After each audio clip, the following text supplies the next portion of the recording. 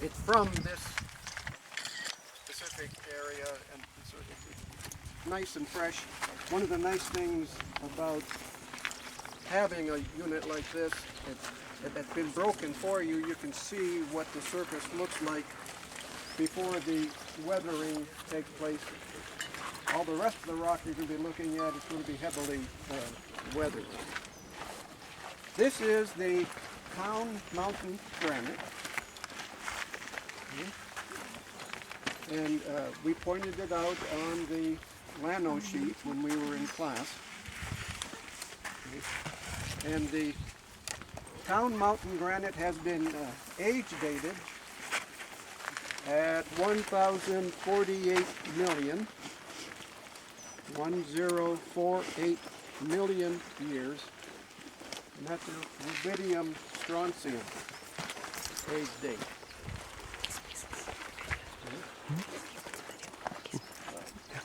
I have up online a guide to the Llano region. We'll take the notes later. To the geology of the Llano region that I wrote back in the 90s. But geology hasn't changed. I think it's on page 23 that you will see the information specific to the Town Mountain granite. The unit is thought to have been emplaced about 6 to 9 kilometers below the surface. And we get that from knowing the minerals that are present and their conditions of growth, requirements for pressure. Because remember, we can get a measurement or feeling for the pressure. That will give us a measurement of the depth.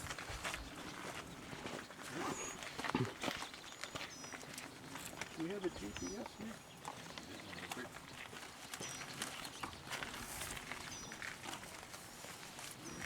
Okay. If you take a look at the granite, any one of these blocks, and you will notice that it has a rather interesting texture. Is this aphanitic, phaneritic? What would? This is phaneritic. This is phaneritic. Remember, phaneritic, you can see All the different. crystals with an unaided eye. Okay. You'll also note that you have very large pink crystals, and then the others, which are white and black and gray, are of a smaller size. And this means we have really two size populations. And that's telling us that this rock is porphyritic. So the complete name for the texture would be porphyritic phaneritic. The pink crystals are feldspar, and specifically a potassium feldspar.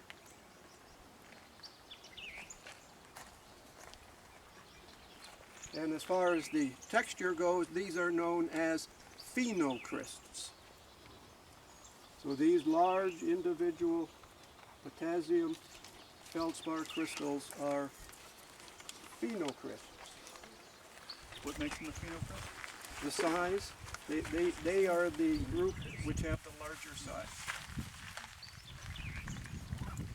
In fact, you'll notice that it's only the pink crystals which have that large size compared to the others.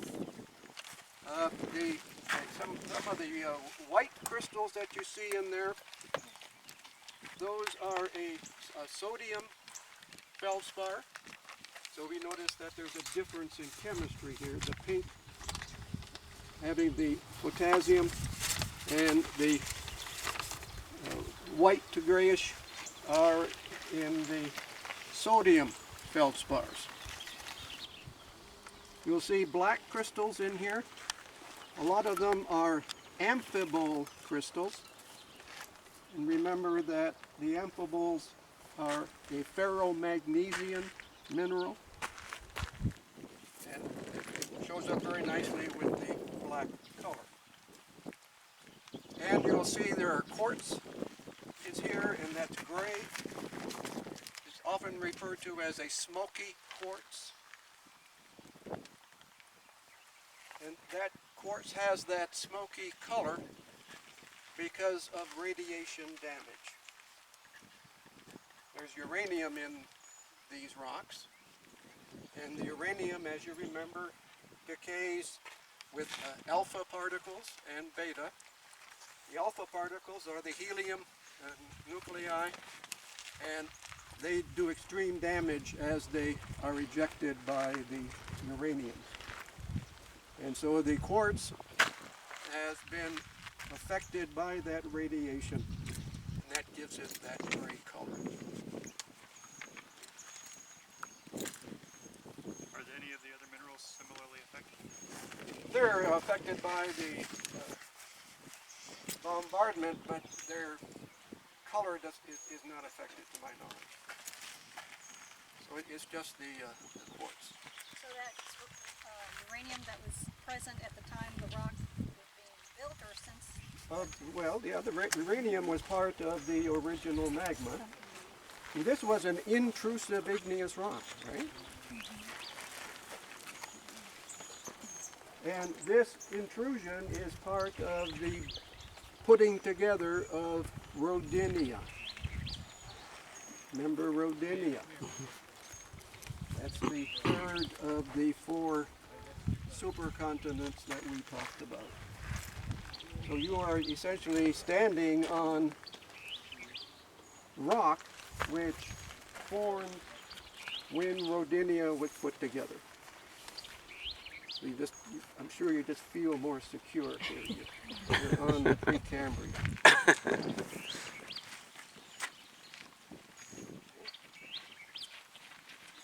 GPS, 30 degrees, 30 minutes north latitude, 30 degrees, 30 minutes north latitude, 98 degrees, 49 minutes west longitude, 98 degrees, 49 minutes west longitude, elevation, give or take a few, in feet, 1403.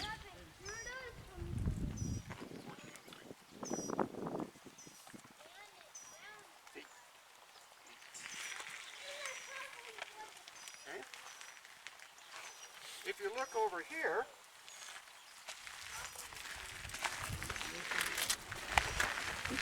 you'll notice that here the granite is surrounding this black mass. This is an inclusion.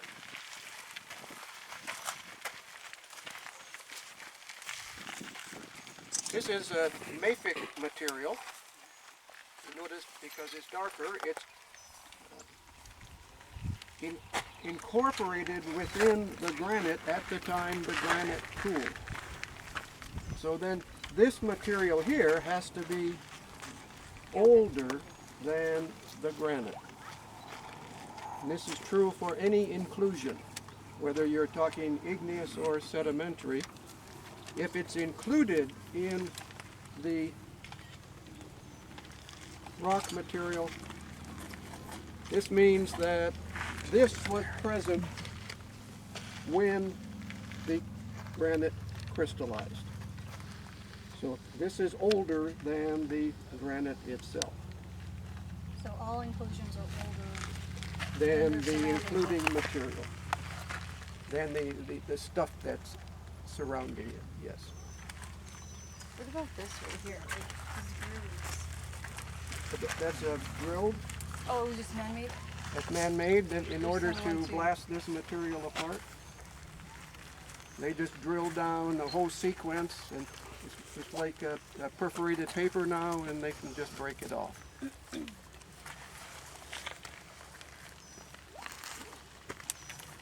Oh, anything you add? No, sir. Okay. You all set?